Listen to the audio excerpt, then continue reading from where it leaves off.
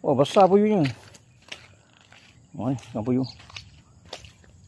Oh, berjalan ni. Besar puyuh ni. Lompat naik darat ni. Kadang-kadang dia kena kejar benda lain. Lari lompat lah.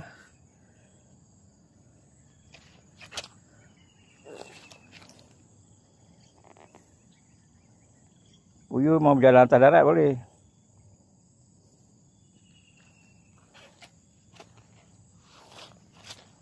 Ni kena tangkap ni. Campak balik apa? Campak balik ke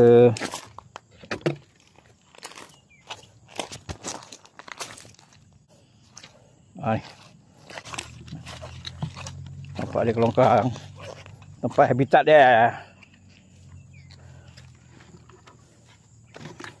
Allahu Akbar. Campak. Selamat dia.